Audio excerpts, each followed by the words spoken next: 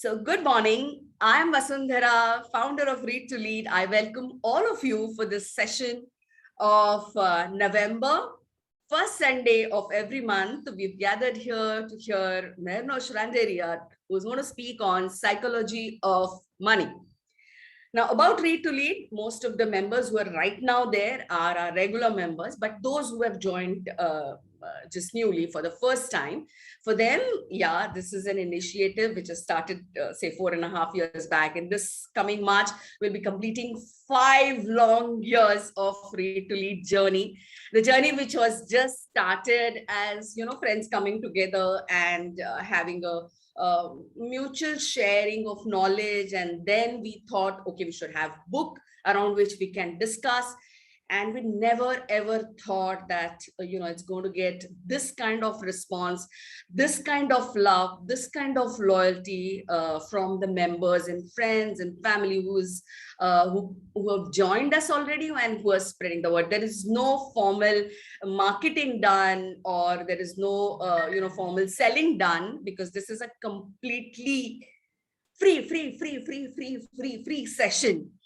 Why I said so many times is because people just don't believe that such sharing by such eminent speakers on such powerful books happens every month, and there is no commercial involved in it. It's completely pro bono. They definitely doubt kuch to selling hota hoga. We must be taking money from new authors and making them speak, or we have commission in selling books. I've got weird questions from people, because people can't believe in today's world that something like this is available, and it's completely free, and it's pure genuine effort of getting the learning community together and spreading the knowledge, which is that wealth of knowledge which is there in the books. And it's a completely blessed forum, because we have evolved audience. The speakers are eminent speakers from the industry. They are authors, but who are already established. They come and speak. And even our members are so evolved that when the discussion happens, when the question answer session is there, that's a different takeaway altogether. We used to do it physically in SIS School of Management, Nerul, till I think Feb, and then March onwards, the pandemic hit.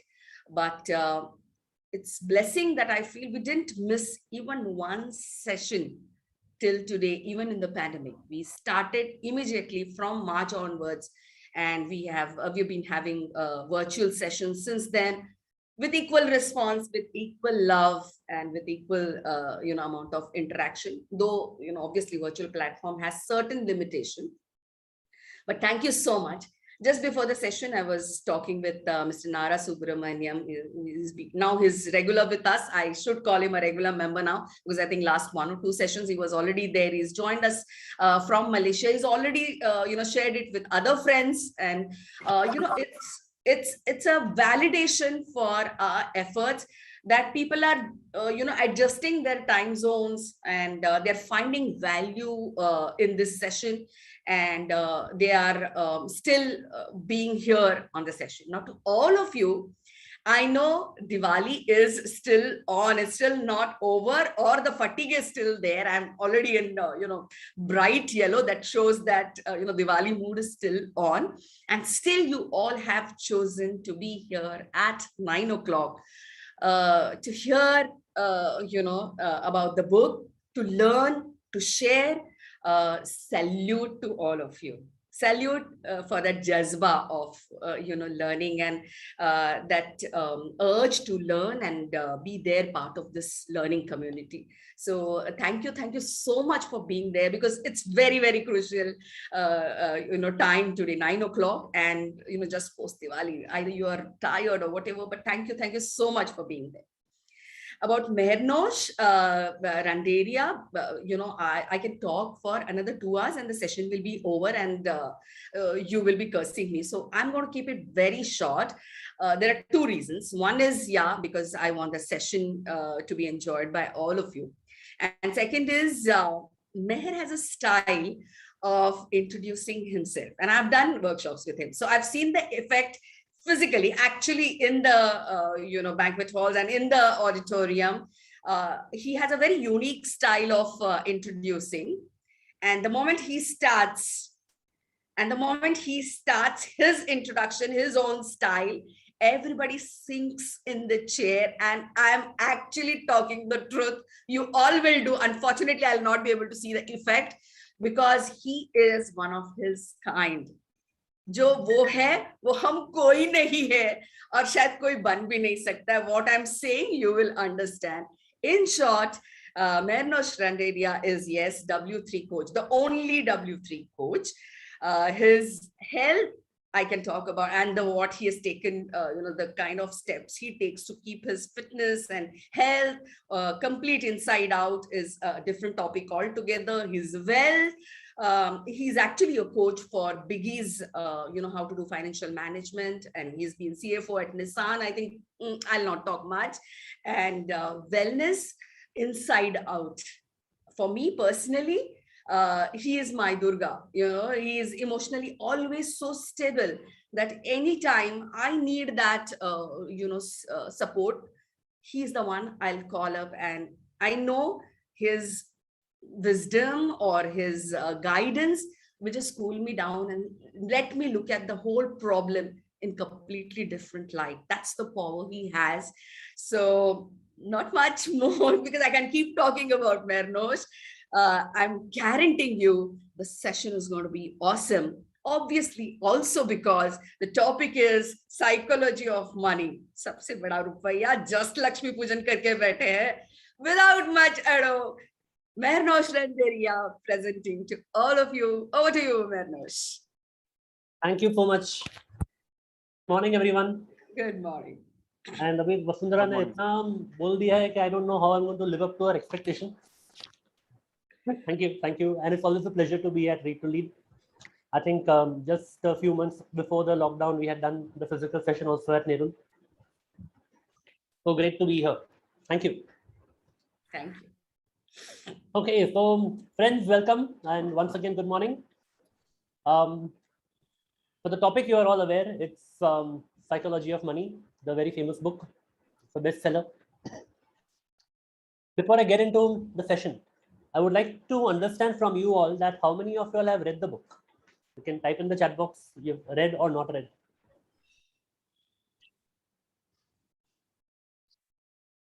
No, not read. Okay, read. Okay. Planning to read. Okay. Read yesterday only. Okay. In progress. Ordered the book. Okay. Not read. Okay. Good. So there's a good mix of people who have read and who have not read. Okay. Listen on Audible. Yeah. Even I first time I heard it on Audible and then I read and listen. Okay. Great. Know the summary. Good. Okay. Great. Thanks for sharing. Well, one thing, let me tell you that for you to understand today's session, it's okay even if you have not read the book. Because my idea is to make it simple, and then you decide if you want to read it, you can still read it. In fact, there are lots more nuggets in the book than what I'm going to share. But definitely, I'm sure you'll get excited and curious to read it after today's session. Okay, so yeah, Mernosh. Yeah. You want people to have their videos on, or I mean, it's as per the speaker's preference. Mute, yes, definitely till you ask them to speak. But videos, just let me know whether you're comfortable that way or this way. And you've gone on mute. I would prefer if the videos are on. Okay. However, it's not a compulsion. Cool. Because it's always better as a speaker to see faces while talking. Yeah. Great. Thank you. Thank you for turning on the videos. Good to see you all. Okay. All right. So, Psychology of Money, very famous book by Morgan Housel. And Vasundhara has already spoken a lot about me. I am known as the W3 coach. The W3 stands for Wealth, Wisdom, and Wellness. Please keep yourself on mute. Should I mute on? Should I mute on? Yeah, you can just mute everyone, please. You unmute. Mernosh, you unmute. All right. The tagline of the book says timeless lessons on wealth, greed, and happiness. And the way I connect it to my core of W3 is that for me it actually turned out to be timeless wisdom on wealth that allows you to enjoy your wellness. So let's have a quick discussion here. Then type in the chat box. What according to you is wealth?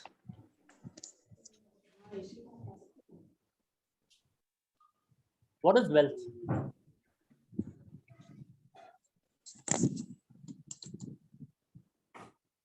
Freedom, choice. Wonderful, Ajay. Living healthy life. Yes, health is wealth. Overall wellness. Money for happiness. Wisdom, happiness. Freedom, liberty to do whatever, whenever, wherever. Yeah. Whatever enables the life that you want to live. Confidence. Okay. Wisdom to enjoy money for long term. Asset generates income. Money works for us. Money, good. Fulfilling dream. Yeah, it's a means to fulfill dreams. Stress-free life, containment. Wealth is something which gives you freedom to enjoy what you want to do and contribute to society. Superb. So I hope you all agree that wealth is important. यहाँ कोई है जो सोचता है कि wealth सब मोह माया है, छोड़ो उसके पीछे नहीं पड़ने का होता है? Anyone like that over here? Yeah, so wealth is important. Okay, spirituality is one thing, but that doesn't mean that if you're spiritual, you need not pursue material wealth. In fact, if you have more wealth, you can choose to be more spiritual. You can choose to be whatever you want to do without having that nagging worry. Okay, bhai, ये month पैसा कहाँ से आएगा? How will I handle my own self and my family's future and everything? Right? Money working for you to enable you to pursue your passion. Yeah, very good. Don't repeat and regret from that. I could do this or that if I had money. Yeah, yeah. Don't repent and do it. Yeah. Spiritual, mental, social, financial health. There you go. So wealth is an integral part of your well-being. Let's understand that.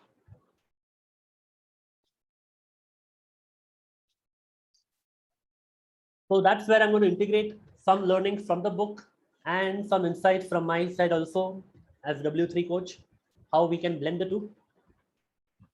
But it's going to be a mixture of what Morgan Housel says about the psychology of money. That is his profile. I could only get his LinkedIn profile.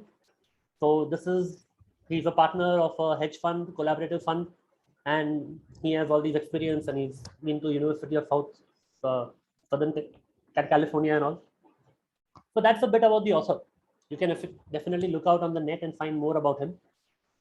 But the way he has described things in the book, when I was reading the book, I felt as if if I would have said anything on psychology of money, it would have been almost the same.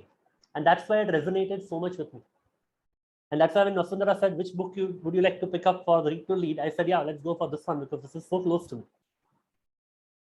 So that's about the author and a bit about me. That is what Vasundhara was saying, the way I introduced myself. So here it comes. That's my mind map of my introduction, my profile. So I'm India's first and only W3 coach. I cover topics of wealth, wisdom, and wellness. And education-wise, I'm a finance professional, a chartered accountant, cost accountant, MBA, and whatnot. You can see over here. And since the last 7 years, I'm fully into training and coaching. Prior to that, I had corporate experience of 18 years with various companies like Nissan and Legrand and Johnson Controls, and which began with PwC. And the certifications are, few of them are over here. There are a lot more. In fact, when I'm not teaching, I'm learning. So it keeps adding on. On my website, there is a list of around 96 certifications. So that's about me in very brief. I won't take much time to get into that. You can read more about me on my website, which is w3coach.com. So let's understand financial decisions. How do people take their decisions, or other, I would say, what governs financial results? Not just financial decisions, what governs the financial results, your success of growing your wealth. Broadly, we can put them into two categories. One is external and the other is internal. External things like market cycle, stock selection, or other anything that you invest in, which avenue you want to invest in, asset allocation, which is how much you're putting in your FDs and gold, in real estate and equity markets, and today's fad of the day, which is Bitcoin. जहाँ भी आप डालोगे, how do you manage all of that? That is all depending on external factors, are which are which will guide the market flow and how your money grows. Apart from that, there are internal factors as well. And what are these internal factors? This is your attitude and approach towards money. This is about your beliefs about money. And this is exactly what is the psychology of money. So the book focuses on the internal factors. There are some techniques, tips given about external investing as well. But more important than that, it talks about how people look at money, what money does to people, how is your well-being affected by your wealth. And that's exactly what we are going to get into. So I'm going to ask you a question. Would you ever invest if I told you that over the next 30 years, these are the events which are going to happen? Yeah, global financial crisis, a major pandemic, demonetization, two major scams, a major world war, major war with a neighboring country, an international war, and maybe a few more bad news. Would you invest? Best time to invest more. Yeah, Deepak is saying. We'll think. Yeah, Binal says we'll think. What do you think? Come on, type in the chat box, please.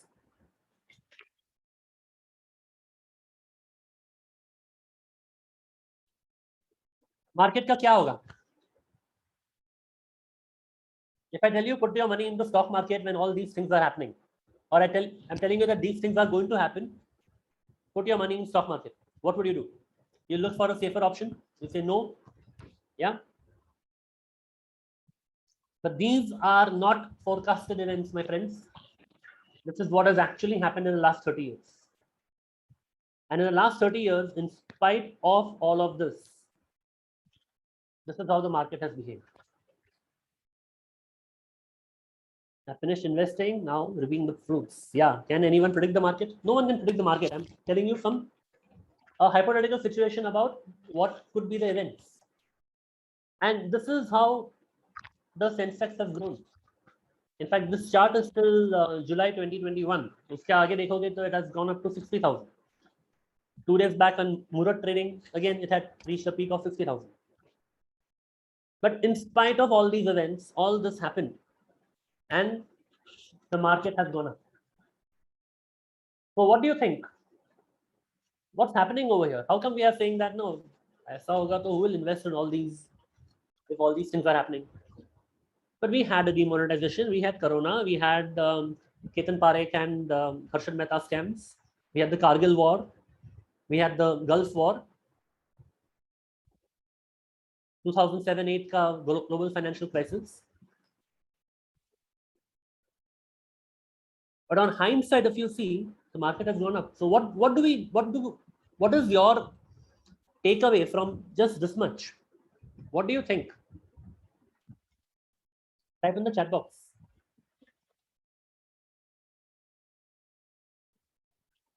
What are we trying to say over here? Life goes on. Yeah, economy is still growing. Yes. I know some who are still scared and not invest but just save. Yeah. Market will grow in spite of all challenges. Every dip is considered opportunity. Balanced investment. Given the time, economy will grow. Yeah. No right time to invest. Yes, we talk about that also. Time or timing. Overcome emotions. Keep long-term view. Business continues. Markets will be uncertain, but long-term there will be growth. Right. In the long-term, market gives good returns, even though in short term it is volatile. Market will correct and move forward. Yes. Some section of people take more risk during uncertainty. Uncertainty to apna sathi hai. It's going to be there all the time. And everything is a game of probability. We'll talk more about that. Market to ko fark nahi padta. Yes, whatever may be the prediction, one must invest some amount, some portion of saving. Exactly. So it is said that, if you look at this chart, if you had put in 1 lakh rupees in 1980, in 2021, it would have reached 6 crore rupees. Now, hindsight में बोलना अच्छा है, you get a lot of WhatsApp messages also. Wipro में डाला होता तो इतना होता, Infosys में डाला होता तो ये होता. Instead of buying a bike, you would have bought shares of iShares. It would have gone up so much. A lot of, all these nuggets keep coming in the WhatsApp university. The question to understand here is, okay, all this is good. These are all facts. These are all facts, right? This has gone up. You can't deny it. The question is, how many investors actually earned these returns? How many people would be there in this country, at least, who would have stayed invested since 1980, put on 1 lakh rupees or whatever, and they have grown their net worth to 6 crores? Not even 1%. Yeah, could count on fingers. Yeah. 41 years is a long time. Yeah. Less than 1%. For sure. See, that is what the psychology of money is all about. If you see this chart, somebody invested here. Okay, Harshad Mehta ke scam mein dala, and then gone, market crashed. Typically, what happens? The moment there is a crash, people want to exit.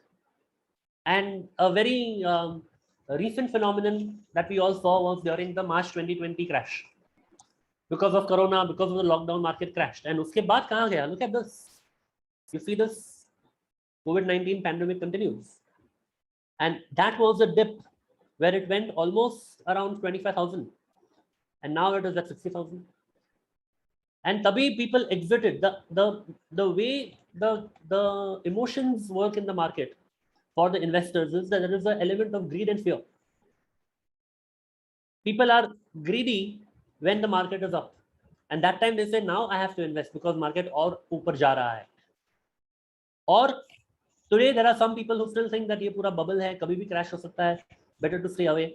And they have been following this philosophy since last 6 to 9 months. And they're wondering, main dalta to at least it would have gone up now. The point is that people get lost in the process of trying to time the market. But if you see over long term, the timing really does not matter. What matters is the time in the market rather than the timing of the entry. So how come people have not made actually these kind of returns, or only less than 1% have made it? Because there is a gap between the investment return and the investor return. And this is a behavior gap. The behavior, the psychology.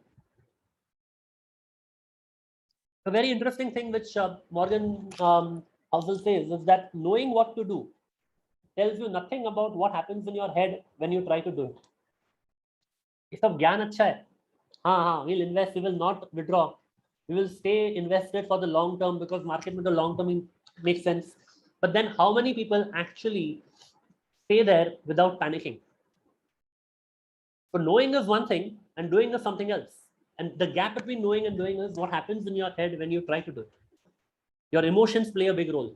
That's what is the psychology. In the book, Morgan talks about two people. One is Ronald Reid and the other is Richard Susskind. Ronald Reid was a gas station attendant and janitor, and he was an American philanthropist as well. Quite a polarity, right? Now, what happened is that he saved throughout his life and he lived frugally. And when he died, he had a wealth of $8 million net worth. And then that was left to a local hospital and library. Whereas Richard Susskind, he was Harvard educated, he was a Merrill Lynch executive. He borrowed heavily, he spent lavishly. And he got by the 2008 financial crisis and was declared bankrupt. The difference which makes the difference over here is that Ronald Reid was patient and Richard Susskind was greedy. He took more debt to grow his money, and then the financial crisis happened. So that's all it took to eclipse the massive education and experience gap between the two. A janitor and a Harvard educated. So it's not about education. Doing well with money has a little to do with how smart you are and a lot to do with how you behave. Your education, qualification, your experience, वो सब बाजू में. Because money can spike you at times. Financial success is not a hard science, it's a soft skill where how you behave is more important than what you know.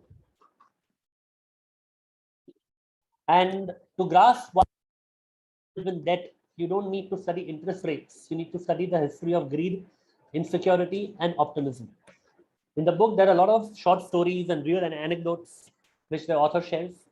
We'll go through a few of them. And what I truly believe is that personal finance is more about personal than about finance. Finance is often thought to be a hard science, a mathematical concept, and people say, नहीं मुझे नहीं समझता है. But आपको समझे या ना समझे, the key thing is that what you are doing in personal finance is more about your personal being, your behavior, your thought process, your attitude towards money. And that personal aspect is so individualistic that will differ from person to person. Just think about it. How many of y'all can relate to people who make financial decisions which, according to you, you would never even do such things?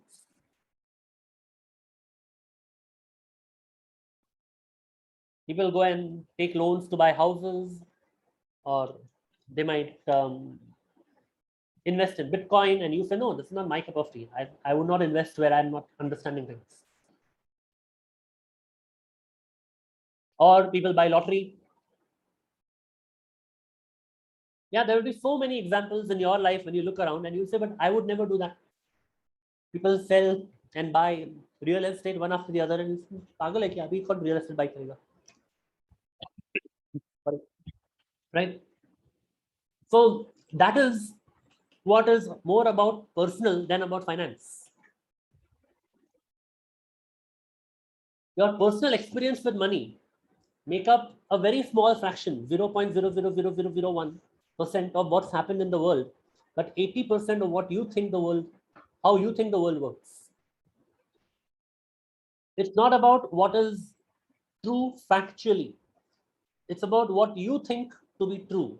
What is your own reality and the reality that you create. For example, talking about the stock market. Right now, some people are still waiting for the market to crash. ये bubble और कितना बढ़ेगा? And what would happen if even a minor blip, even a small crash comes in? It's going to be a correction. It may come, it may not come. We don't know. We can't predict. But what would happen is that these people would say, देखो मैंने बोला था, कब तक ऊपर जाएगा? कभी तो crash होने वाला है.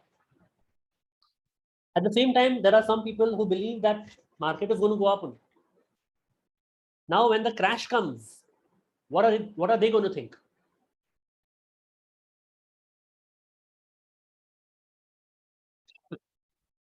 Why? Right? They will look at it as an opportunity. They'll say, oh, so what? These blips keep happening. This is the minor error. It's an aberration. Ultimately, तो ऊपर ही जाने वाला है. Correction नहीं होगा तो थोड़ी ऊपर जाएगा. It's part of volatility anyway. Right? Now, what is happening over here? The factual thing which is happening out there in the market is that the market has corrected. But the way these two people have interpreted it as how it matters to them, that is different for each person. The story, self-justification, exactly. Someone may say, abhi aur girega. Someone will say, nahi, abhi le lo. Someone will say, no, let's take it as a systematic investment plan. Different people will react differently to the same external stimuli. It's not what happens out there. It's the meaning that you give to what happens out there. And that is the personal aspect of the finance. And this is something which I also teach a lot as the basis of NLP and neuro linguistic programming. We talk that the mind is a meaning making machine. And whatever you do, your actions are governed by what meaning you are giving to things which are happening around you. This applies not only in case of money, but everything. What your family member is doing is one thing, but what meaning you interpret is the way you will operate from. So let's do a very quick activity. I want everyone to keep your videos on, please. Please switch on your videos.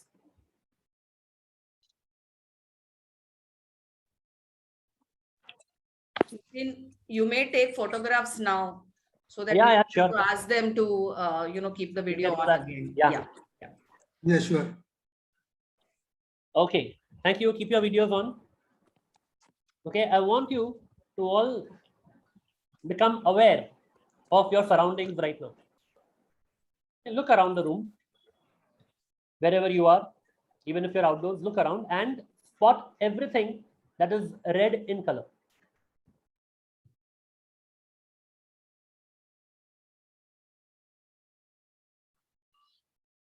Make a mental note of everything which is red in color.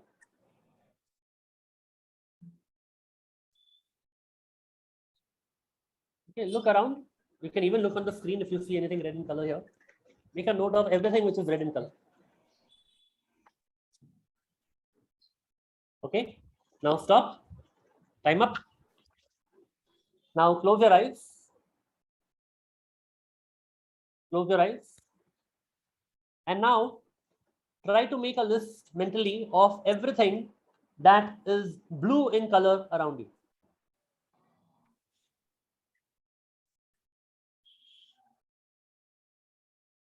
Try to come up with as many things which are around you which are blue in color. Keep your eyes closed, no cheating.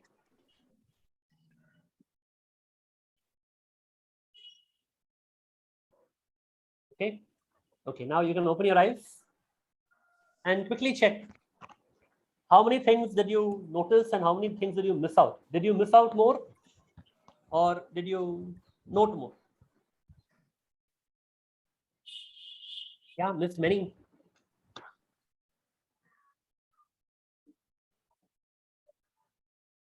Type in the chat box. What was your experience? Hardly remembered. Almost equal. Okay. Missed many, missed out completely, missed more. Yeah. Missed Ajay and Shafi's t-shirts. Okay. Zero noted in blue color. No blue around. No blue around, Dekho. There's really nothing blue. Sure, there was no blue Okay. at all. There's no blue in my house. Yeah, Poonam. Except the skies, there's nothing blue and the background of yours. Yeah, my background is at least there. Yeah, It's that was all blue, yeah. there in front of you, right? No, it wasn't. Yeah, but it's there. I mean, when you close your eyes, it didn't come, but it was there. No, it was, yeah, it didn't come in. Yeah, it didn't come, right?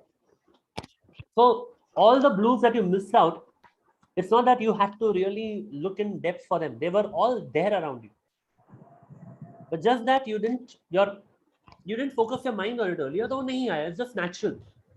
This is not to say, I'm not that alert, I'm not that aware. Nothing like that. This is just natural. What you choose to focus on is what you will see more of.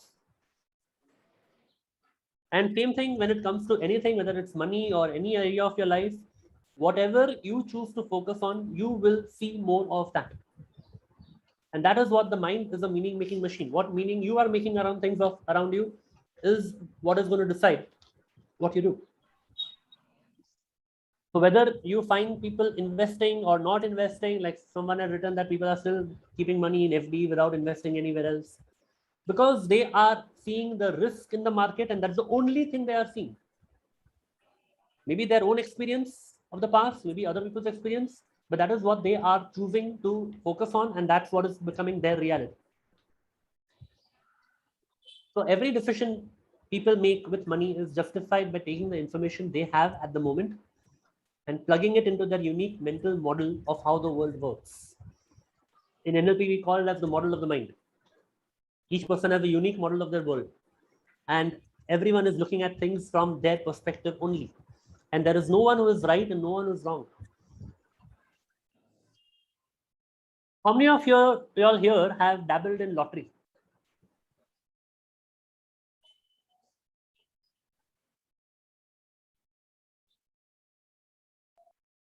Never. Okay.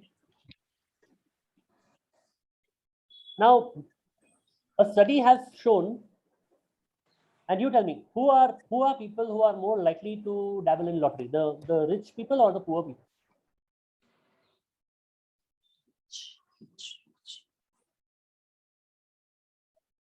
Poor people. Poor people are more likely to buy a lottery ticket even if they don't have money to buy even a lottery ticket. The rich people will, I'm not saying rich people don't do that, but fewer percentage of rich people will go and buy lotteries. But the poor people will buy more of lottery. So what do you think is happening here? Rich people gamble differently. I like that. People who believe in luck instead of knowledge. Shortcut maker. What makes people, poor people who are not even sure whether they will have enough money to survive the month, they go and buy a lottery ticket. People who have less to lose, hope, lazy people, faith, hope and desperation. Yeah. The only thing that they see is there is a hope to change their lives, right? नहीं तो ये काम करते करते तो कुछ होने वाला नहीं है, इतना ही पगार मिलेगा, इतना ही पैसा मिलता है, nothing can happen. But even that small probability of could be 0.0001%, that probability gives them hope. At least हो गया तो imagine where I will be. So it's not that people, you may think that the person does not have money and he's going and becoming a juari and buying lottery and all, but think about the way that person thinks. For that person, they are getting that hope that things can change for them if just this lottery ticket works for them. डूबते हुए को तिनके का सहारा. Yeah, expecting overnight change. More money will not solve the problem. Good one, Binu. In fact, there is a saying that if you can't handle 10,000 rupees, you won't be able to handle 1 crore rupees. So it's not about what amount you are having, what is the money which was circulated, which was available to you. What matters is that how you spend that. How you manage the money is more important than how much you're making.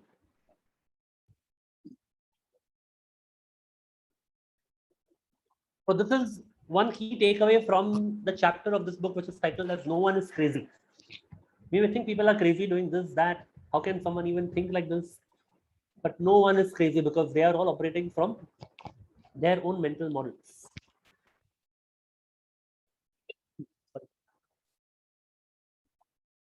The next part of the book goes to talk about factors like luck and risk. What do you think? Is luck there? Do you believe in luck? Do you believe in risk? Or is it everything is only based on your efforts? Does luck play a role or no? Risk. Risk is there. What is the difference between luck and risk? Probability. Yes. Luck do play a role until we take risk. Okay. Calculated risk we plan. Luck is opportunity plus preparedness. Yes. Said that luck, the full form of luck, is labor under correct knowledge. LUCK. Talking about luck and risk, basically both are parts of the same coin. Two sides of the same coin. Everything that you do, whether you invest in something or you take any decision, the chances of the decision being fruitful or not, being a good decision or not, there is an element of a probability in that. Would you agree? In hindsight, you can always look back and say, oh, this was the right thing or the wrong thing. But before making a decision, there is always a probability. Now, what Morgan Housel says is that this probability, when it works for you, people call it luck. And this same probability, when it's on the other side, when it's not working for you, people call it risk. But they are two sides of the same coin. And the more sooner you realize that there is a role of some external factor, the better it will be for you to realize that what you need to do. What learning do you take from this?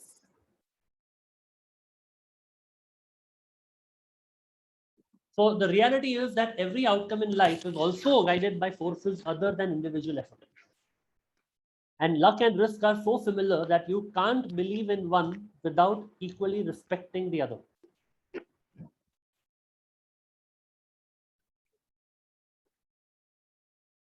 There is a quote from Bill Gates. He says that success is a lousy teacher. It produces smart people to think that they can't lose. People become overconfident. And they think that abhi ye chal gaya, everything I have that Midas touch, whatever I do is going to work. So I can do whatever I want and it will work. Okay, it's good to have that confidence, but sometimes it may result in overconfidence and people may ignore the role of certain external events. Now, realizing the role of external events is not to say कि नहीं मैं कुछ भी करेगा तो ये तो luck और risk पे depend करता है. Not like that. It's about you realizing that there could be a chance that what you have decided may happen for the good or may not happen for the good. It may create success or it may not create success. Rather than saying, I am so 100% sure that hoga hi. So optimism is one thing, but what Morgan also says is that have a sensible optimism. And I'll show that the slide later on also, but he says that the best part about planning is to plan for the plan, not following the plan. So what do you do when the plan does not meet the plan?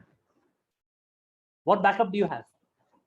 And being prepared for that is very important when it comes to psychology of money.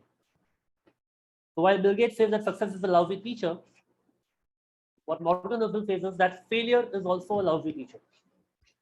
Because it reduces smart people into thinking that their decisions were terrible. And sometimes they just reflect the unforgiving realities of risk. If there is a failure, how do you take a learning from it? Like again, I keep referring to NLP because that's a topic, a subject which is close to my heart. In neuro-linguistic programming, one of the principles is that there is no failure, there is only feedback. What feedback do I get from this? Now, failure being a lousy teacher here is that people say that I am not meant to do this, I'm not called out for this. Chodo, ye mere bas ki baat nahi hai. But realize that anything that you do, there will have a possibility of success or failure. How do you integrate that within you as you take action? So everything worth pursuing has less than 100% probability of succeeding. And risk is what happens when you end up on the unfortunate side of that equation.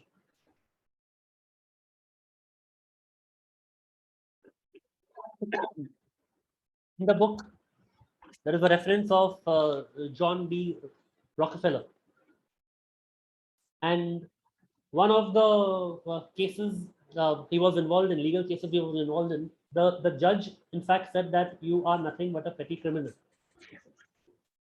So there are two ways to look at it. One is that he didn't let the outdated laws get in the way of innovation. And he was one of the richest men in the world. Or the other way to look at it is that he committed a crime. Now, which one works best? Which one is the way that what meaning are you making out of it will set your path for the future? Two ways to look at things. Customer is always right and customers don't know what they want. Which is the right way to look at things? What do you think? Is customer always right or do customers don't know what they want?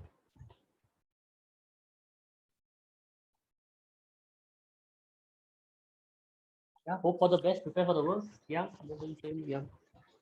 They don't know what they want. Yeah. So both will have their own perspective. Both will be true in certain ways. Can you think of someone who is a successful person who believed that customers don't know what they want?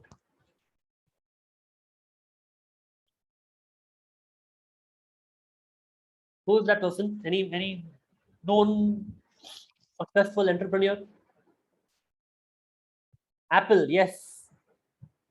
Steve Jobs, when he came up with his Apple products, he believed that customers don't know what they want, and his partners they were ridiculing him that nahi, iska market nahi hai. People are happy with the IBM type of products, and he says no, they don't know what they want. Let us give them, then they will believe it. Yeah, even Henry Ford. I was saying of Henry Ford that if we had not made cars, then probably people would have thought that horses are the fastest vehicle. So because they were using horses, they didn't know that the realization is the requirement is there of a car, and car can work for them. Every innovation came from this aspect. Now, does that mean that we ignore the aspect that the customer is always right? Both will have their own context where either of them, each of them will work. Years ago, Facebook was given an offer from Yahoo, around $1 billion offer to buy out Facebook. Yahoo wanted to buy out Facebook. And Facebook did not accept that. Today, in hindsight, when you look at it, what do you think? Was it a good decision or a bad decision?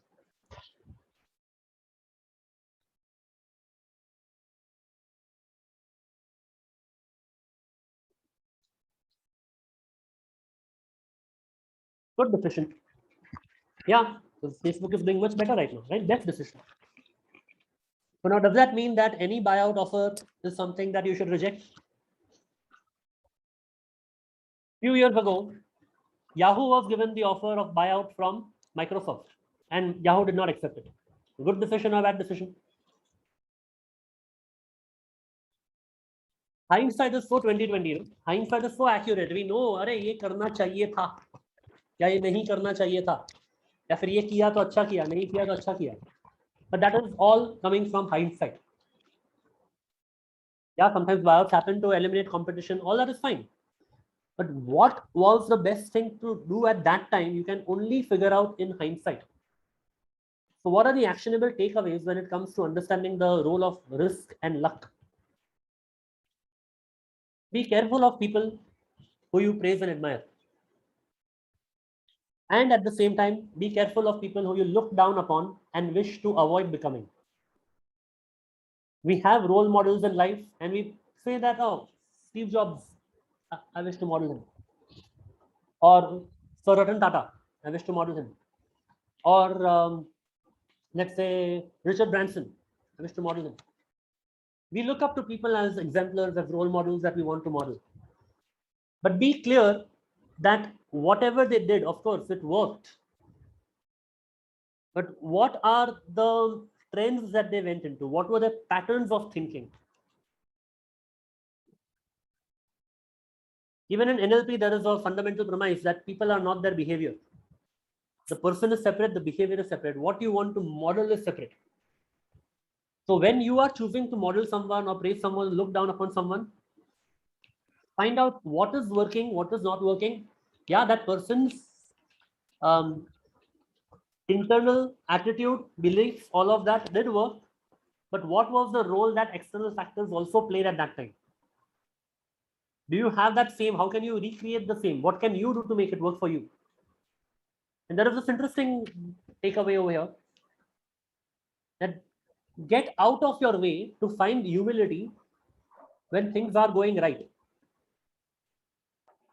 Before you take all the success for yourself, all the credit. So find humility when things are going right, and find forgiveness and compassion when they go wrong. Because nothing is as good or as bad as it seems. Focus less on specific individuals and case studies, and more on the broader patterns.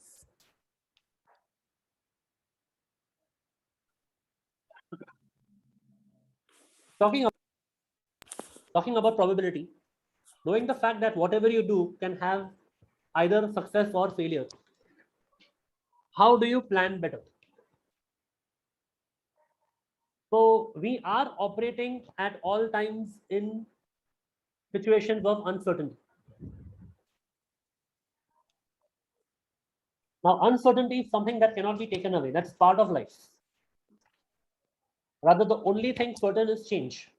And that change keeps happening. Sometimes in the external world, sometimes in the internal self as well. Both ways the change happens. Now, when you plan, can we leave some room for error? What if things don't go 100% as per your plan? What is the probability of that?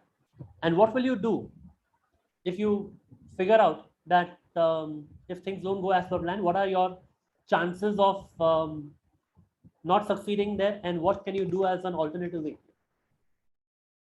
The margin of safety you can call it room for error or redundancy, is the only effective way to safely navigate a world that is governed by probabilities and not certainty. So make your plans, but also realize that what is the chance of it not going as per your plan. Yeah, there is a saying that not all successes are due to hard work and not all failures are due to laziness. Yes. Last slide is this one. Okay. This is a nice, interesting letter which Morgan Housel has written to his son when his son was born. Some people are born into families that encourage education, others are against it. Some are born into flourishing economies, encouraging of entrepreneurship, and others are born into war and destitution. I want you to be successful and I want you to earn it. But realize that not all success is due to hard work and not all poverty is due to laziness. Keep this in mind while judging people, including yourselves. And this is how I connect this to the earlier takeaway where you go look out for humility where things are working really fine for you all the time. And look out for a sense of forgiveness where things are not always working well for you. Right? So, okay, let me show this. Move on to the next section. Three Idiots, yeah. कौन सा scene है ये?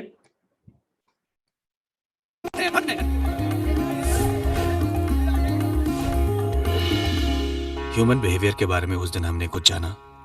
दोस्त fail हो जाए तो दुख होता है, लेकिन दोस्त फर्स्ट आ जाए तो ज्यादा दुख होता है। हम दुखी थे, लेकिन हमसे ज्यादा दुखी दो और लोग थे।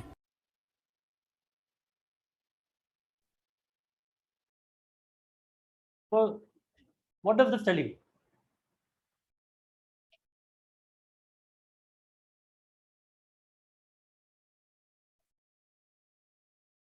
There is a constant social comparison. Even if you do well and you look at your neighbor or somebody else around you, there is a comparison. Oh, but he is better off. How do I match that? We are more worried about our neighbor. Yeah, judgment. I'm going to show you an interesting video of this. And it starts with what Warren Buffett says about things being never enough for someone. And then there's a nice explanation given with some animation. So please watch that. So it's never enough. And a thing to reflect here is, as you watch this, I want you all to reflect and think, what is your enough? You don't need to share, but have you realized what is your enough? Where do you stop? Okay, let's see. It's a very interesting phenomenon that you can hand somebody a $2 million bonus and they're fine until they find out that the person next to them got $2.1 million, and then they're sick for the next year. Capitalism is great at doing two things: generating wealth and generating envy. The urge to surpass your neighbors, peers, and friends can help energize your hard work and strive to really make it. And, of course, being motivated into becoming more productive and doing meaningful work is a good thing. But social comparison can also cause us to feel like we're never enough. Let's look at some statistics. To belong to the top 1% highest income earners in the US, you'd have to earn somewhere around $500,000 a year. That's what a highly specialized doctor, let's call him Bill, earns. And by almost any standard, Bill would be considered rich. He can afford to drive nice cars, go on long vacations to exotic countries, perhaps hire someone to do work which he thinks is tedious, etc. Bill has been feeling good about himself and what he has achieved financially in his life. Well, that was only until he bought a vacation home in the Hamptons and realized that he had Stan as his neighbor. Stan belongs to the top 1% of the 1%. He is a CEO of quite a large public company and earns a staggering $10 million per year. Now, you'd hope that at least Stan would be satisfied with his financial achievements. But nope. This guy was a childhood friend of Michael Jordan.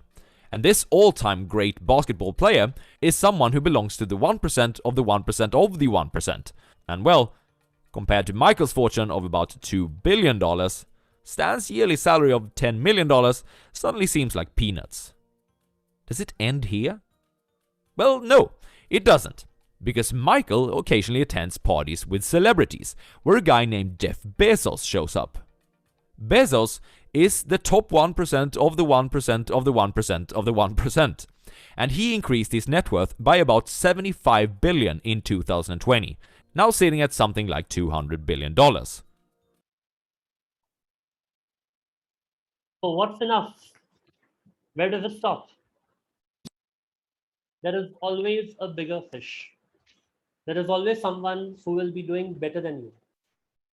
Now, what is your objective of amassing wealth, of or becoming well-to-do, or at least what is your financial well-being level? The benchmark can only be internal. The moment you create an external benchmark, what happens? You will never be satisfied. Of course, you can be aspirational, you can be ambitious, you can keep going on and on. But then where is that point where you realize that, okay, what I have is enough for me, and okay, whatever zyada aayega bonus chalenge aane do. Sorry, container without bottom. Yeah, Adam Smith says it right, that wants are unlimited, needs are limited. It's never enough. So true. Now, what happens when people don't realize what their enough is? There are two case studies given in this book. One is Rajat Gupta, and other is Bernie Madoff. Some of you may have heard about it, what these two are famous for, or rather I would say infamous for. Rajat Gupta was an Indian American businessman. He was the first foreign bond MD of McKinsey. He retired from McKinsey in 2007, and then he joined Goldman Sachs as an ex-director, and he was earning quite a huge amount of money even as a director of Goldman Sachs. He was also a philanthropist. He had risen from the slums of Kolkata, and in 2008 he had a net worth of $100 million. Now, enough? Is this enough? Of course, it's enough, provided you consider it to be enough. Provided Rajat Gupta considered it to be enough. But for him, there was an opportunity. In 2012, when Goldman Sachs was advisor to Warren Buffett, internally he came to know that Warren Buffett is going to buy some shares. And if Warren Buffett buys those shares, does that transaction, the prices will go up. So he did an insider trading with another colleague of his, and he made around $17 million. But then when it came to fore that he had done it through insider trading, he got arrested. And all his reputation, his career went for a toss. Was it needed? Is the question. What makes people do things which you may say, kyun kar rahe? You know, everything is so good. Why does someone get into that spirit of greed? Bernie Madoff, he was again infamous for his Ponzi scheme.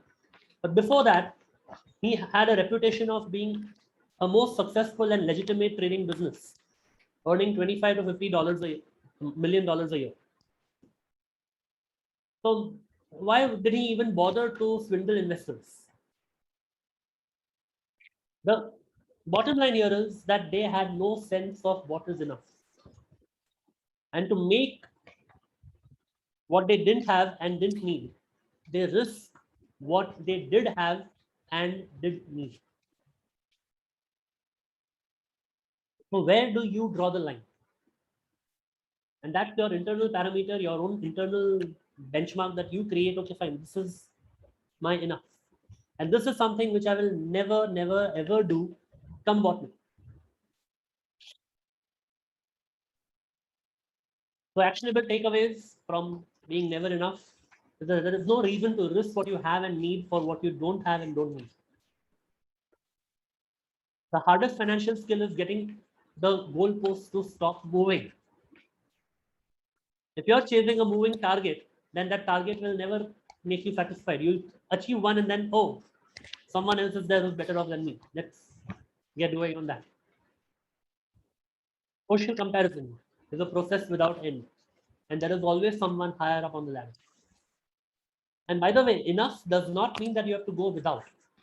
Enough means that you know when to avoid doing something that you will regret. This is a very important point. Enough means you know when to avoid doing something that you will regret.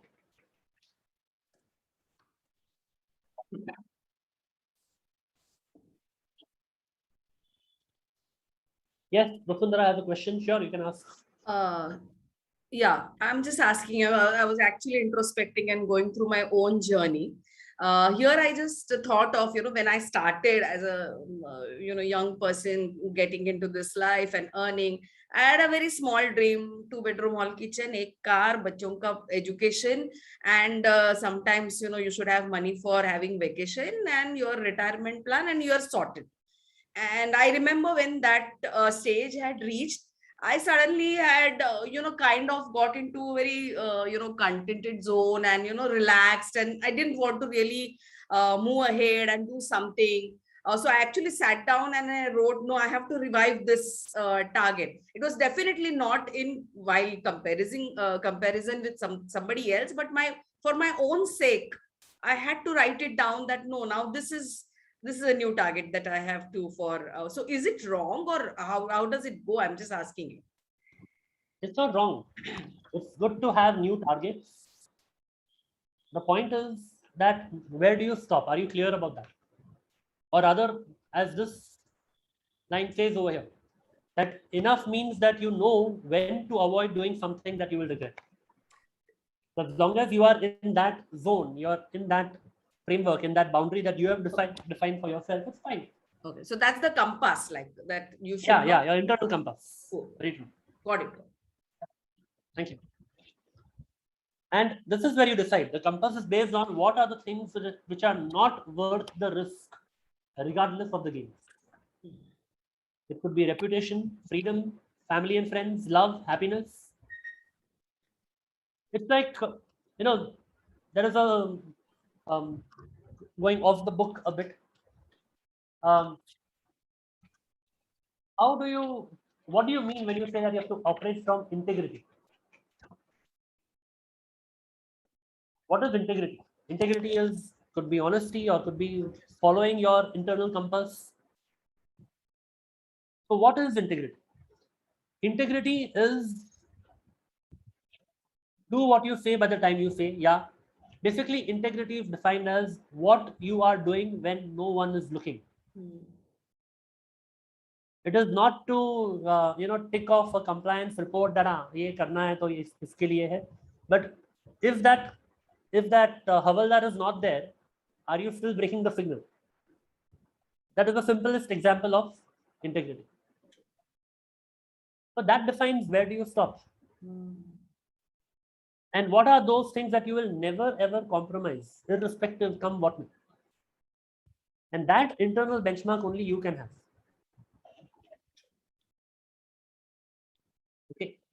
Okay, now let's move to the next aspect, the next section, which is about confounding compounding. Compounding, a very commonly known thing. We've all studied about compound interest way back in school, but it's very easily ignored. Albert Einstein says that compounding is the 8th wonder of the world. And he also says that those who understand this know how to make money, and those who don't, they are not able to make it.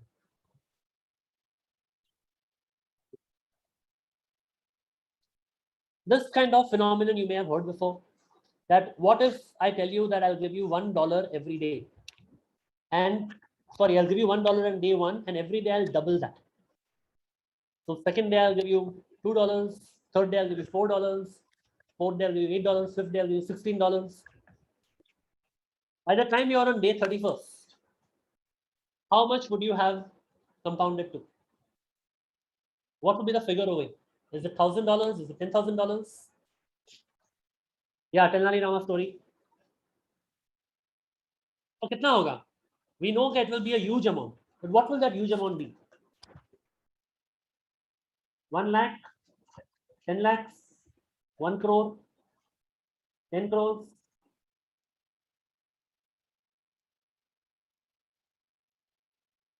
Any guesses?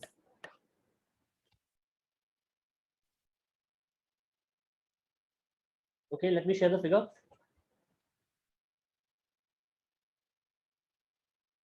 It is 107 crores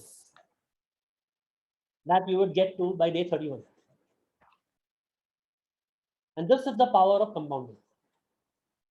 And now link this, as we're talking about compounding, link this to what we saw in the first slide, in the initial slide about 30 years journey of the equity market. Keep that in mind as we discuss about compounding. So talking about compounding, one more thing. Let's say in this example, I start the investing from day 8. Okay, so first 7 days, there is nothing. Day 8 I'm giving $1, day 9 becomes $2. Now on day 31st, kitna ho jayega? Yes, Sachin, 2 raised to 31. So on day 31, how much will it be? How much do you think will be the gap between this amount and the amount we saw earlier?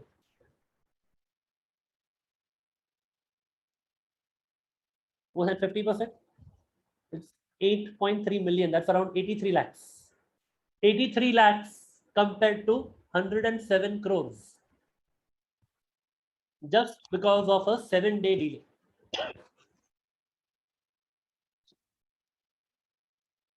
Most of us know the equation of compounding. What is the equation of compounding that we had learned way back in school?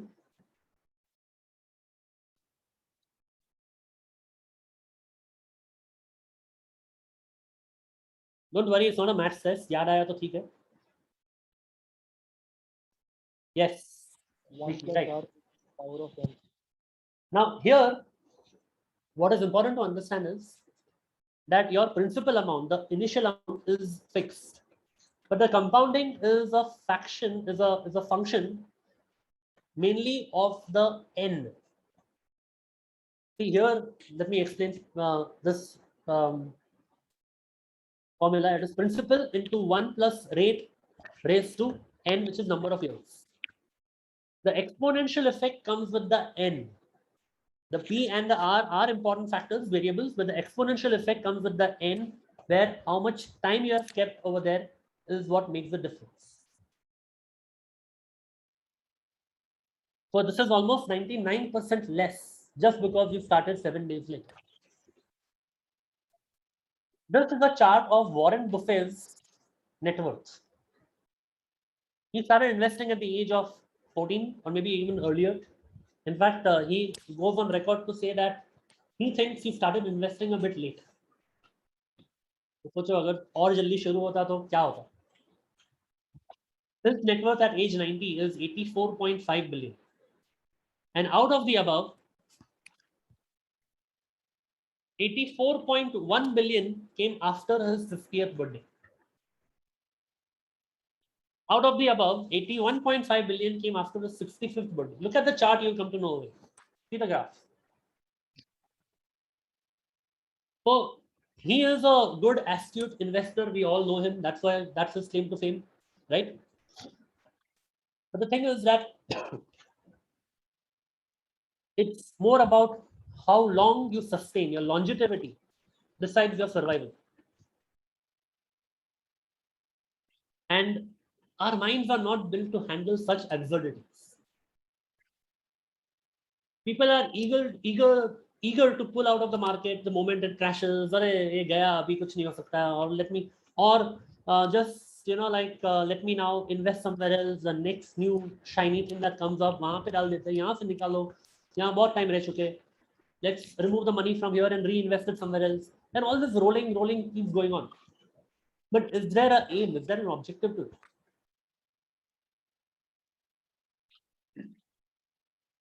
So Warren Buffett, he isn't just a good investor, he's a good investor for 70 plus years. His skill is investing. His secret is time. And that is how compounding works. The book talks about one more person, Jim Simons. Warren Buffett compounded money at 22% annually, and his net worth at age 90 is 84.5 billion. Started investing from age 10. Now, Jim Simons, he compounded money at 66% annually. He was the head of a hedge fund and all. But his net worth at age 90, you may think is ज़्यादा होना चाहिए, right? But his net worth was only 21 billion. 1/3 almost. Or 1/4. 25% of this guy. What do you think? What is the reason over here? Time is money. Nice. Jim started investing from age of 50. Pretty late, right? So even getting 3 times more ROI or return on investment, 22%, 66%. He's making 3 times more in terms of the rate of return. But in terms of his net worth, he's 25% less than Warren Buffett because of the timing, because of when he started. That's why I mentioned that in that compound interest formula, the N is so important. Yes, time spent in the market is more important than timing the market. Exactly. The first rule of compounding is to never interrupt it unnecessarily. Like that Hero Honda ad was, fill it, shut it, forget it. कर दिया आपने उसमें रखा है, it will grow. And unfortunately, the investor cycle, what we saw earlier, the investor gap and the investment gap comes because of this. All the emotions that people go through and they feel that नहीं अभी peak पे है, अभी निकालते हैं, या फिर they enter at the wrong time, they exit at the wrong time. But earlier I showed you this graph. Now, as Deepak has rightly put in the chat box, it is how much time you are spending in the market that is important. In fact, a study was done in the Indian market from March 1979 to March 2020, where, let's say, if you invested in the Sensex with a 1-year horizon, 1-year periods were taken. So, here, the number of periods is 41 1-year periods were taken. So, it could be from April to March or May to April, like that. Right? So, smaller periods were taken of 1 year, and out of the 41 periods taken, see the first column only, 41 periods wala, the positive returns were got in 27 periods and negative returns were in 14 periods, which means the probability of loss is 34.15%. 14 out of 41. Maximum returns in a single year was 266, but minimum returns was negative 46%. And this is where the volatility comes in, shorter period now. Averagely, it was 22%. But if we extend that years, the time frame, if you say, okay, 3 years ka lete hai, so now there were 3-year periods taken. So 31 periods of 3-year cycles were taken.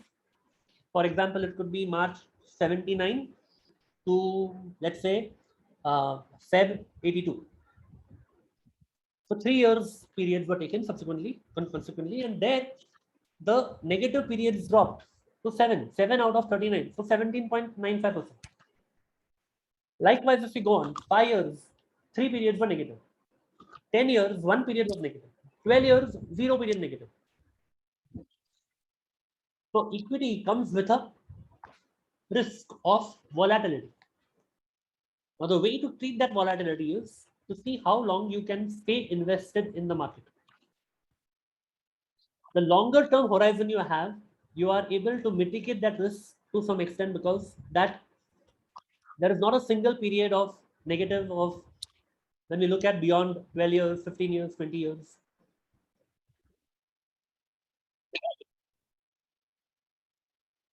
Another thing is that people think, when should I put the money? Because what if I put money now when the market crashes? What if there is a correction which comes up? So better way to do that is through a systematic investment. Systematic investment is doing over, let's say, every month, or you decide the frequency when you want to invest in the market. So let's say you decide to put in money from your fixed deposit into the equity market. What you can do is, instead of putting in one lump sum, you decide that, okay, every month I will put in so much amount. So it gets spread over the period. Now that gives you the benefit of rupee cost averaging. Now, when you are doing systematic investment, lump sum can fail or succeed, but SIP is always good. Yeah. Now the question is that when do you do the SIP? This is another study which is done, taken from Jan 88 to May 2020. People say, but I invested in SIP, but that day only the market was so low. Or that day only the market was so high that I missed out buying at the opportune time. So this study was done assuming that you're doing a fixed investment at the highest Sensex value every year from 88 to 2020. Highest Sensex value. You will still make a return of 10.47%. If you're doing at the lowest Sensex value every year, you will still make a return of around 12.65%. But if you're doing it without taking the effort of figuring out when it is low, when it is high, just take a systematic one day every month. Let's say first day of every month. You're still making 11.7262. So not a bad deal, right? So don't spend too much effort in timing the market. What matters is how long you are remaining in the market, which is the time in the market is more important than timing of the market. SIP in different funds, different sectors. Yeah, you can do all that diversification, all that can be done. There are thousands of options which SIP to go for. So you can do all that stock selection or mutual fund selection. You can look at rating agencies like Morningstar, Value Research. They will tell you what kind of mutual funds are good. So of course, all that can be done. But as I said, this book figures on more on the internal mindset rather than the external process. Now, the next part of the book talks about getting wealthy versus staying wealthy. So getting wealthy is one thing and staying wealthy is another. Good investing is not necessarily about making good decisions. It's about consistently not screwing up. Getting wealthy will require to take risk, be optimistic, put yourself out there. Staying wealthy will require you to do something opposite of that. Have humility, have an element of fear and paranoia that what you have made can be taken away from you just as fast. Have a frugality in spending, save money, and have a survival mentality. It's about protecting whatever you have created. There is one saying of Warren Buffett. He says that there are only two rules to make money. Rule number one is never lose money. And rule number two is never forget rule number one. Never lose money, because that's the easiest thing that can happen. You've made a lot of effort and brought money and then gone. If you look at the stories and case studies of people who have won the KBC,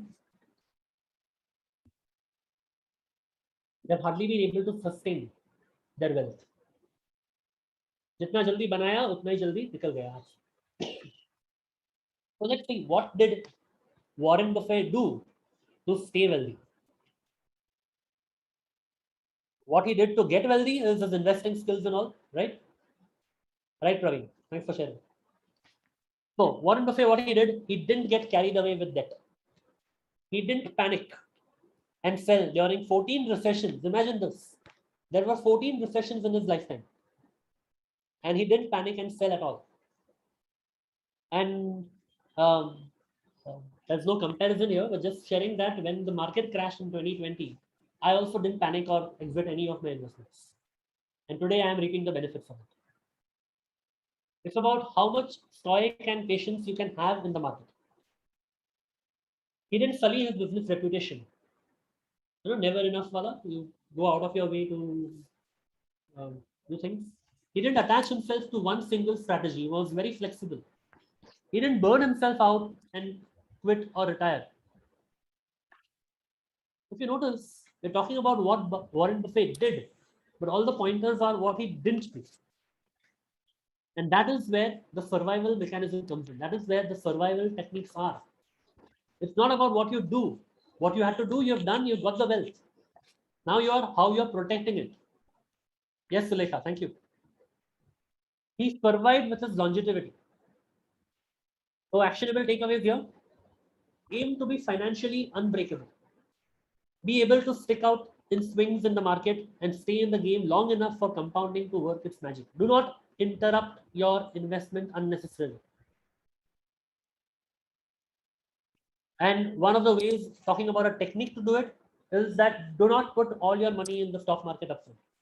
One is, of course, you put it systematically, that is what we saw. But even other things, have a certain buffer, a certain kitty that you put in emergency funds, liquid funds, debt-oriented funds. How to be financially unbreakable is by ensuring that when you need money, you don't have to go to the stock market to sell your funds, to sell your shares. That is the uninterrupted flow. When you need money, you should be able to liquidate from your FDs or your debt-based instruments. So it's not that you never put in debt and FDs. You need to have a proper asset allocation. That's what it's called. The most important part of every plan is to plan for the plan not going according to plan. A good plan leaves room for error.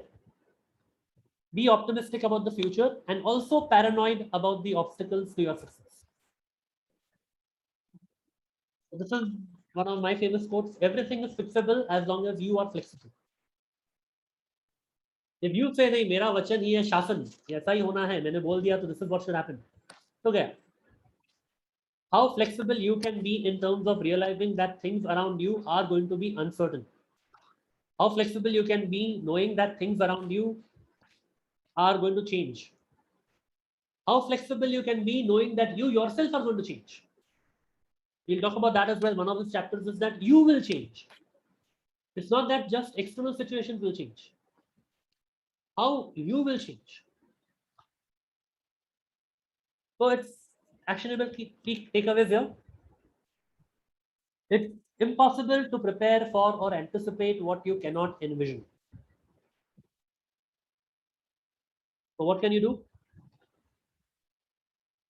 Rainy day funds are a good idea. Save for things you cannot anticipate or predict. So that when you need to tap into your resources or liquidate your funds, you are not exiting from the market at the wrong time. Biggest single point of failure with money is the sole reliance on a paycheck to fund your short-term spending needs.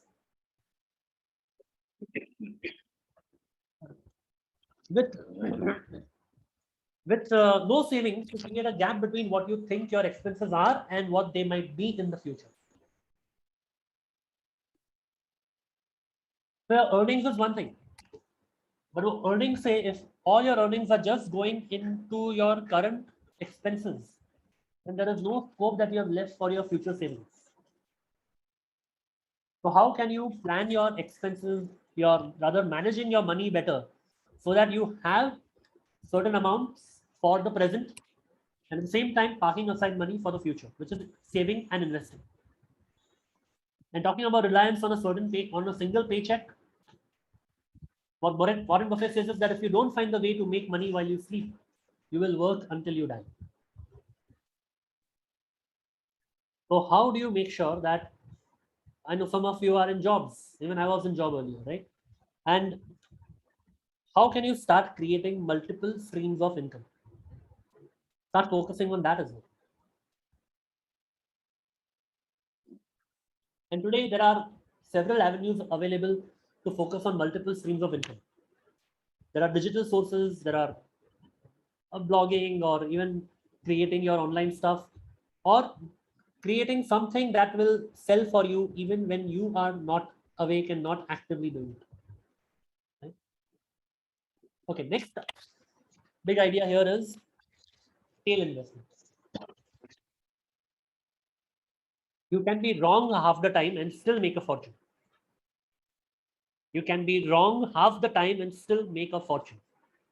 And this is where you work on diversification. Whatever you are investing, don't put it all in one single asset, one single investment class, or one single stock. Spread it out. And when you spread it out, be prepared that half your decisions may be wrong. But the half which will be right will still cover up for the wrong ones. So you look, as we saw, there is a room for error. You don't have to be right 100% of the time. Some examples here, Disney Studios. 83 minutes of Snow White is the outcome of creating 400 cartoons which did not work. There's a study shown from America on 21,000 venture financing in 10 years from 2004 to 2014. 65% lost money. 2.5% made 10 to 10 times, 10 to 20 times. 1% made more than 20%, 20 times return. And only about 100 made around 50 times return. But the venture financing guys still call it a success overall because those tail investments, the ones which work for them, were good enough to overpower the ones which did not work. And same for large public stocks also. Even if you're investing in the equity market, spread it out in such a way that there will be certain things which may not work. Sometimes some investments will not be that great. It's okay. Not all of them have to work. We are not predictors of the economy or the market. We are taking a chance, and everything is a game of probability. Yeah, why it is called tail? They are rare events. Yeah. In fact, Warren Buffett has gone on record to say that he has owned shares in 400 to 500 different companies over his life. And significant gains came only from a handful, just 10 of them. How many of you are aware that Amazon had come up with a phone, a smartphone? Amazon Fire Phone.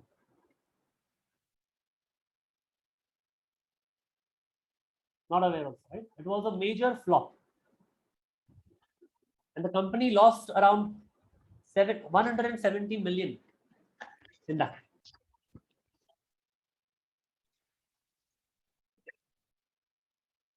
Now, what do you think Jeff Bezos would have said after this event?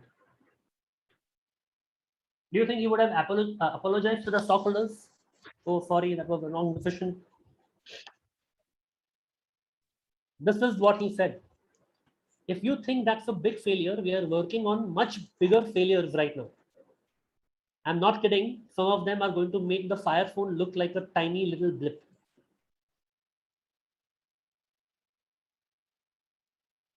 And his tail event over here, his tail investment was Amazon Web Services, which today constitutes around 60% of his operating revenue.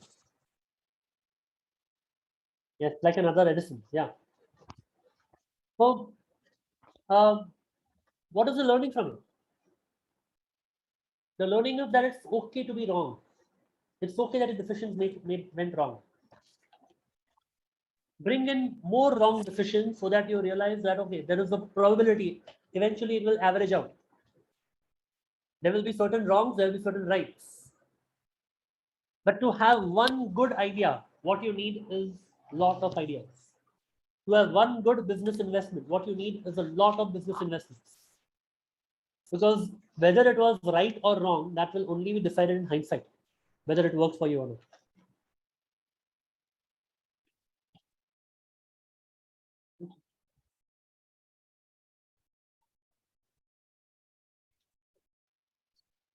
Napoleon Bonaparte said that a military genius is the man who can do the average thing when all those around them are going crazy. And it is exactly the same even with investing.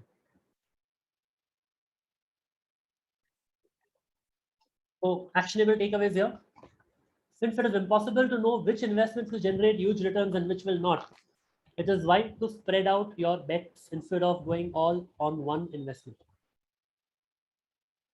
Make at least 10 equal investments in a diversified group of companies, currencies, commodities, or other assets that you think can double in the next 5 years. And be prepared, not all of them will double in the next 5 years. But if आधा भी double हो गया, even 5 are doubled, they will make you a good average consistent return.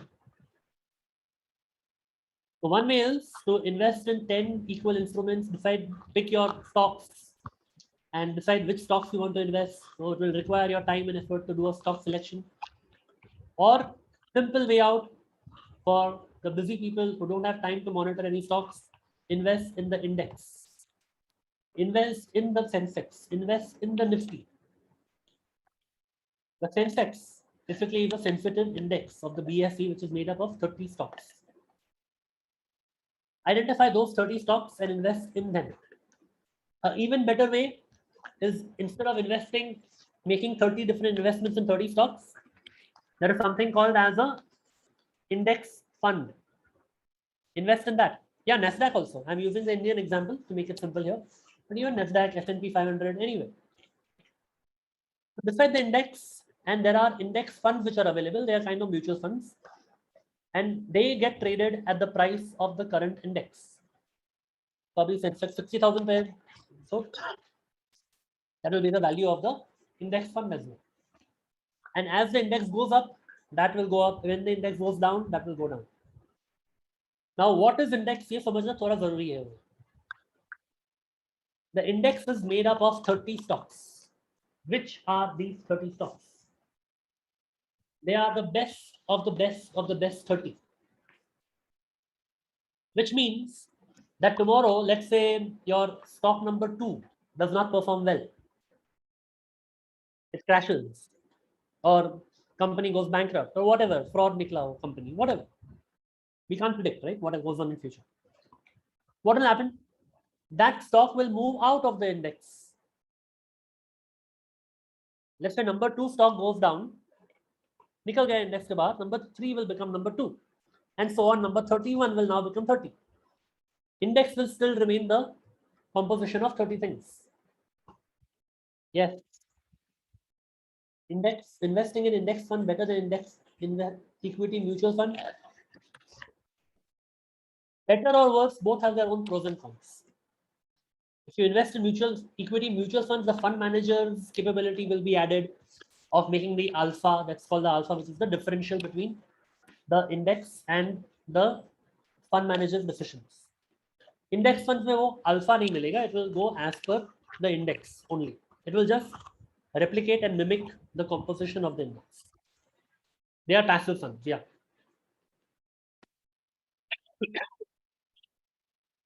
This is a screenshot, a snapshot of how the index has changed over time. Just to show you that index is not a constant anyway. It is the best of the top 30. I could get the data only till 2018. Of course, the 2021 data is also easily available, but comparative data nahi mila. So I've just taken this chart for today's purpose.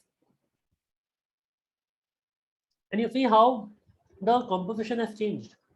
You may realize that there were companies way back in 88 which are not even there today in the index today. And that's the benefit of the index. It automatically takes care of putting in the best companies. And you'll see some which are there even since 1980. Some are like outperformers, and some have gone and come, and they are no longer there. So what is wealth? I asked you initially. Wealth is the ability to fully experience life without worrying about paisa kahan se aayega.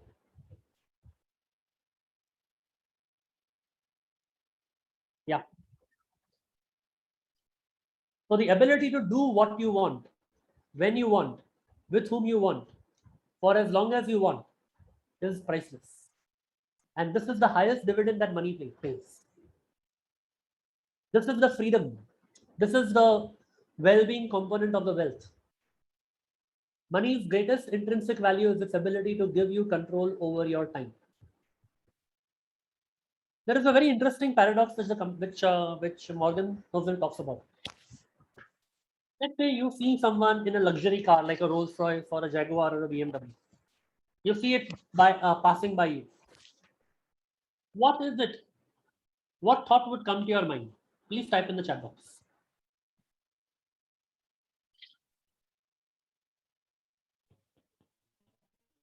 Wow. Wish I had one. Yeah. What else? Wow, wow, mein kya aata hai? He has done really best. Okay, beautiful car. Comparison, awesome. Where is that wow coming from? Is it for the person who is in the car? How often do you really look ke gaadi ke andar kaun hai?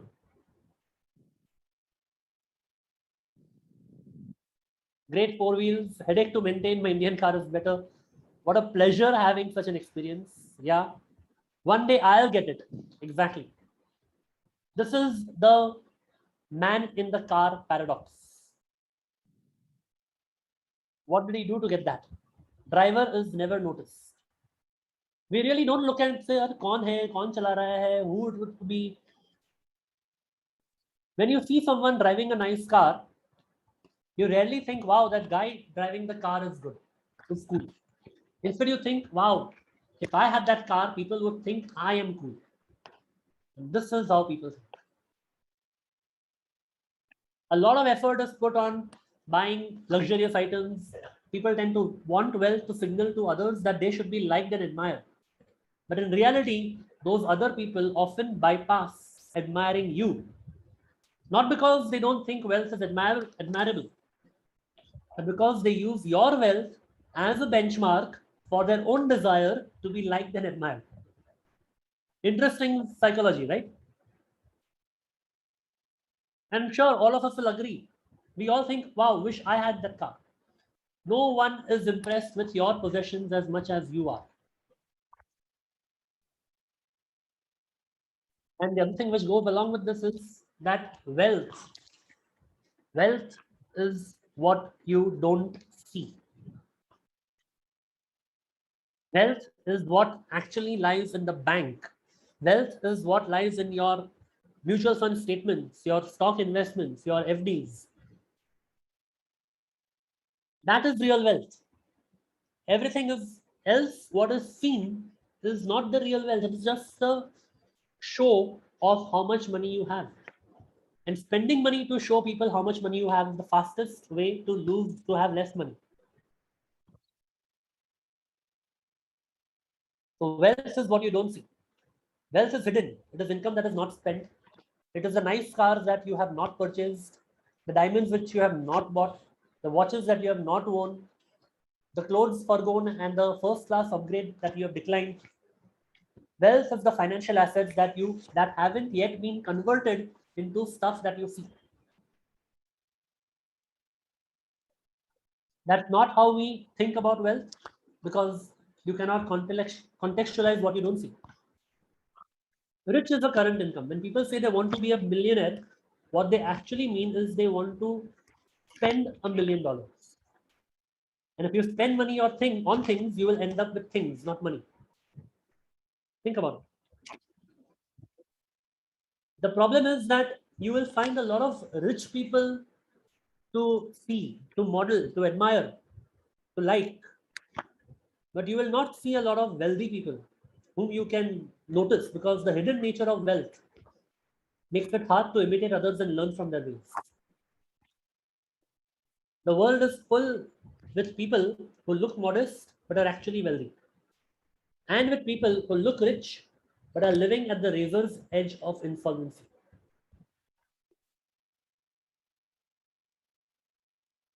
There is lots more I can keep going on.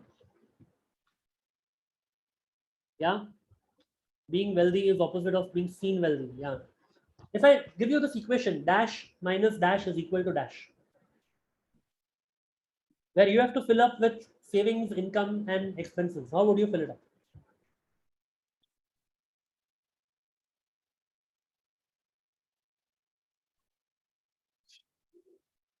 What would be there? Just type in the chat box. Income minus savings equal to expense. Yeah, that would be the right way to put it. But there are people who would say that income minus expense is equal to saving. And that is the spender category. The saver category is income minus savings is equal to expense. You first decide how much you're going to save and then spend. The third category on top of that is the investor. Don't just stop at saving, also make it grow. So don't save what is left after spending, but spend what is left after saving. And another of my quotes over here, saving before spending is not about being a miser. It's just about being a little bit wiser.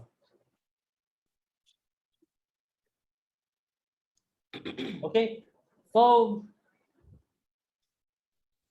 surprises, we have seen that, how everything is can be how surprises are going to come up all the way.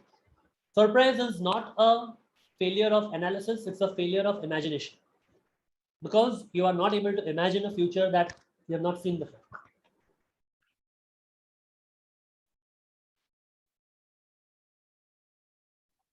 Okay, there are a few more things, but I think in interest of time, we will stop over here, right? So I want you all to type in your key takeaways from the session in the chat box. Meher, can I just say something? Yeah.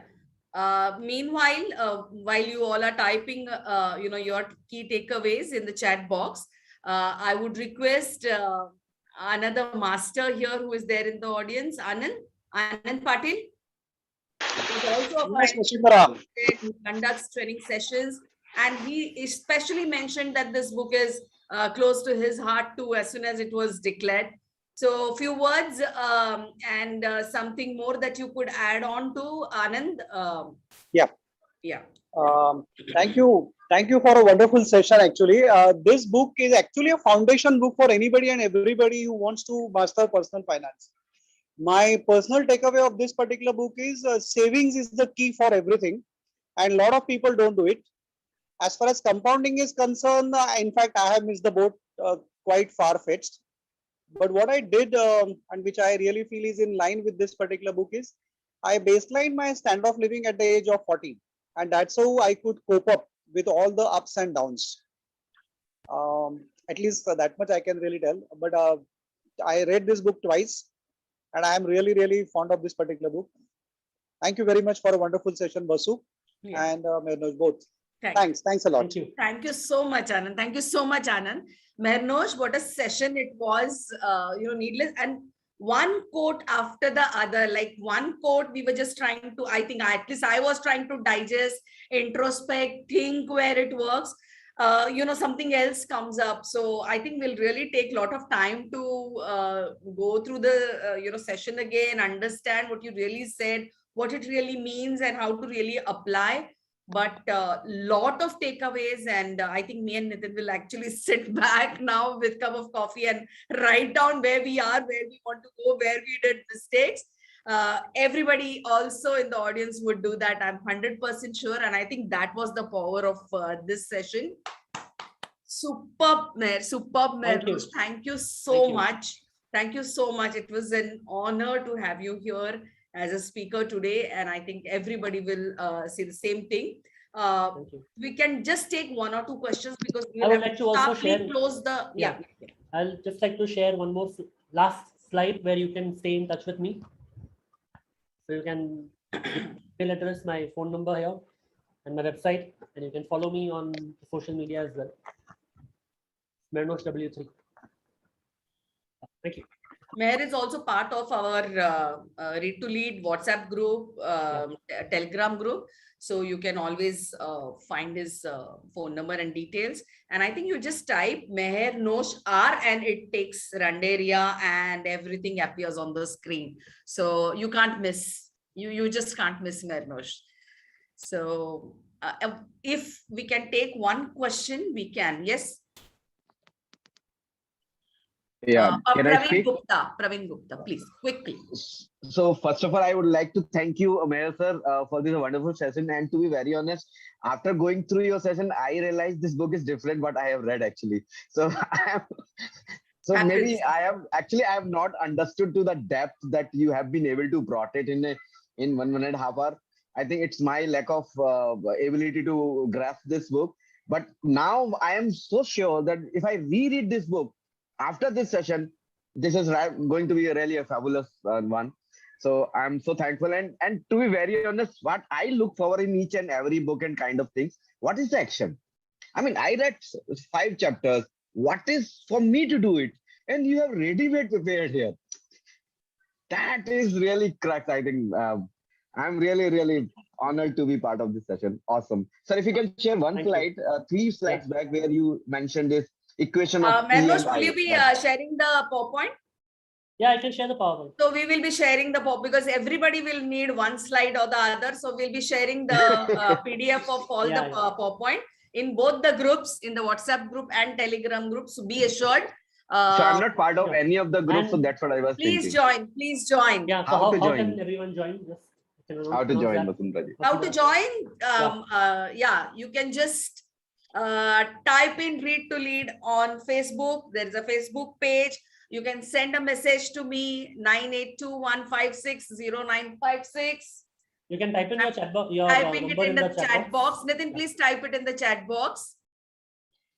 And you're part trust of me, the it was group. an absolute fabulous session, really. Whoever has shared this information with you, that person can actually send a message to me. We can get you included, and we already have a. Mehal sir himself invited us actually. Great. Thank you so much. Thank you so much, Guruji, for getting all the shishas here today for the session. So I would also like to say something. Ulka, don't talk to me. Mehrnosh has come after almost 7 or 8 sessions. It's only Mehrnosh's charm that she has come here today. Yes, Ulka. Yes, of course. Who can miss his session? Yeah, he's such a wonderful person. I've known him since ITC time, and many workshops we have done. And Mehrnosh sharing this PPTs is like a biggest Diwali gift for me. Thank you very much, and it was a wonderful session. I'm going to start saving first and then spending because I'm a big spender. So that's the biggest learning for me, to be more wiser. Thank you very much. Thank you. I think Ulka has voiced out everybody's feelings. Thank you so much, Meher. We are in short of time because we'll have to close. Before that, Nitin, have you taken the photographs? Yeah, it's already taken the last time itself. Thank you so much. Time to announce the next book. For the first time, you're going to have as a speaker, army person, Major Ashlesha, Dr. Major Ashlesha, and she's going to speak on Secret Medicine by Arthur Haley. I was waiting. He's my favorite author, and I'm sure those who have read Arthur Haley know what he actually brings in the book. So please don't miss. Next month, December, first week, I think it's 5th of December, first Sunday, 9 o'clock. I'll be sharing the registration link on all the platforms. Please be part of it. Thank you so much. Keep rocking. Thank you so much, Meher. Meher, I have to rush to Pune. I need one small interview. I'll send you a link tomorrow. We'll talk. Sure. Super. Okay. Thank you so much. Thank you so much. Thank Bye. you. Thank you. Bye. Bye all. Bye all. Bye.